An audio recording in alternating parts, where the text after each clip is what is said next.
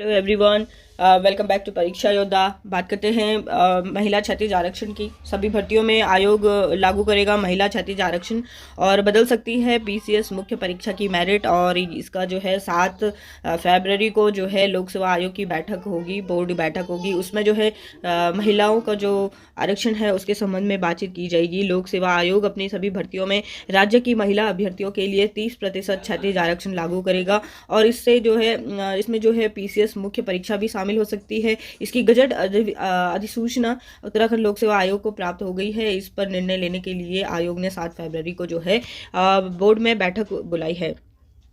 सरकार ने 10 जनवरी को क्षैतिज आरक्षण की गजट अधिसूचना जारी कर दी थी, लेकिन अधिसूचना की कॉपी जो है देहरादून से करीब 51 किलोमीटर दूर हरिद्वार स्थित आयोग के कार्यालय से जो है पहुंचने में 24 दिन लग गए और इस देरी की वजह से तकनीकी गफलत बताई जा रही है। और गजट अधिसूचना नहीं मिलने के कारण पीसीएस मुख्य परीक्षा में क्षैतिज आरक्षण को अभी तक लागू नहीं किया जा सका।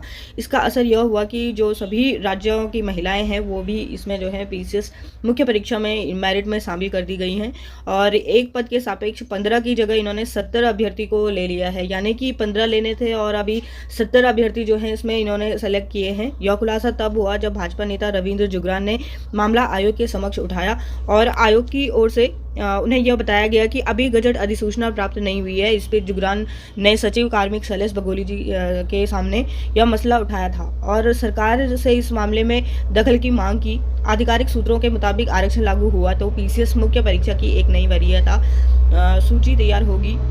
इसका मतलब ये हुआ कि एक और कट ऑफ लिस्ट आनी है अभी, अगर ये महिला आरक्षण इसमें लागू होता है तो। और इसी के साथ जो है जो बाहर स्टेट अदर स्टेट की जो कैंडिडेट होंगे जो इन हुए थे वो बाहर हो जाएंगे और हो सकता है इसमें उत्तराखंड की जो महिलाएं हैं उन्हें मौका मिलेगा। तो मुख्य परीक्षा महिला आरक्षण पर आयोग खामोश, इस शीर्षक पे जो है अमर उजाला की भी बात हुई और इस संबंध में 7 फरवरी को जो बैठक बुलाई गई है और आयोग के सचिव गिरधारी सिंह रावत ने बैठक बुलाए जाने की पुष्टि की है। अगर महिलाओं को मिले आरक्षण का लाभ तो क्या होगा इसमें, तो राज्य महिला आयोग का कहना है कि पीसीएस मुख्य परीक्षा में राज्य की महिलाओं को 30% क्षैतिज आरक्षण का लाभ मिलना चाहिए।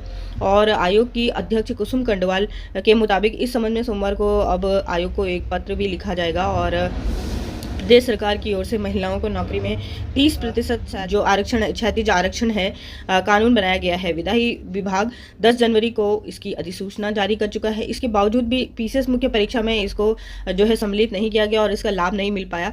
राज्य महिला आयोग की जो अध्यक्ष हैं उनके मुताबिक सरकार ने जो निर्णय लिया है उन पर सभी को अमल करना चाहिए। अगली जो खबर है, लाखों रुपए में बेच दिया गया अभ्यर्थियों का भविष्य।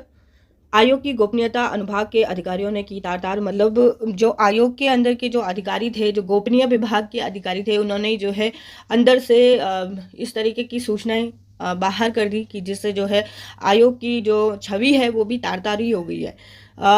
ये जो है जो पटवारी और एई जो भर्ती की तैयारी कर रहे अभ्यर्थी हैं उनके सपनों पर माफियाओं ने पानी फेर दिया है और अधिकारियों के साथ साथ जो पेपर लीक कर लाखों रुपए बेचकर अभ्यर्थियों के जो भविष्य को अधिकार को भी अंधकार में इन्होंने डाल दिया है। एई की परीक्षा का पेपर लीक कर माफियाओं की हो रही है बल्ले बल्ले और उन्होंने जो है हजारों अभ्यर्थियों का भविष्य बेच दिया है।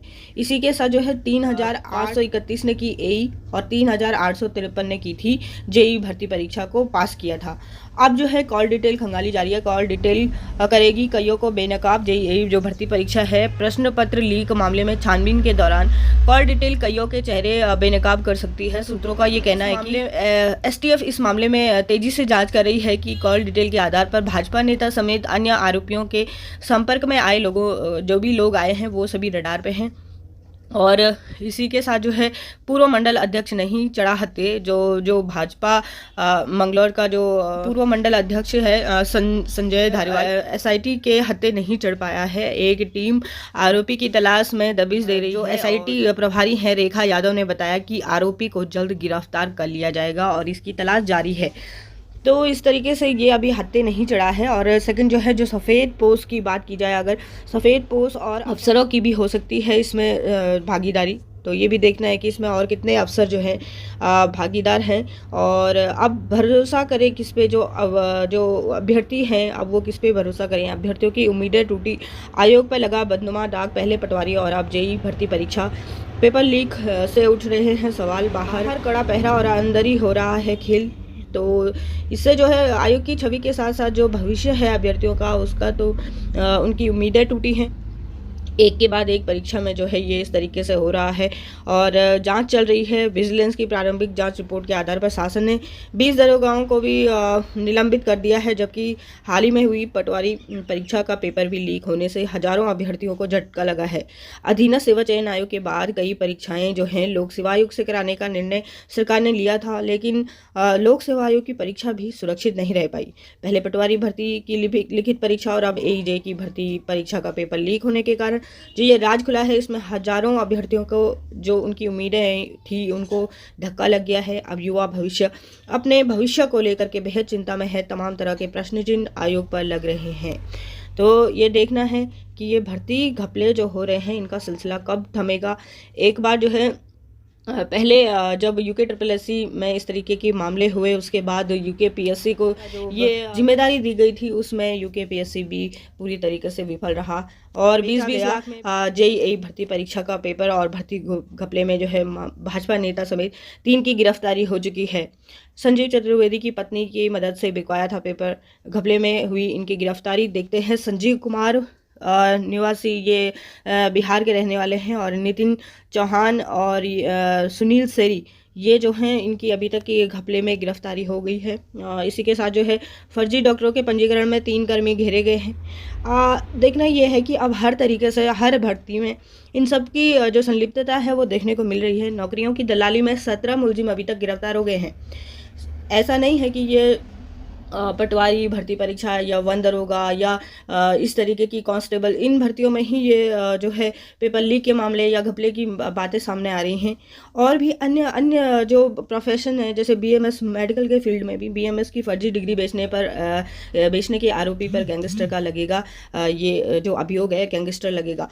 और JEE पे तो लगा ही है। परीक्षा नियंत्रक पे भी सवाल है। भर्ती प्रस्ताव लौटने पर बेरोजगारों को मायूसी हो रही है।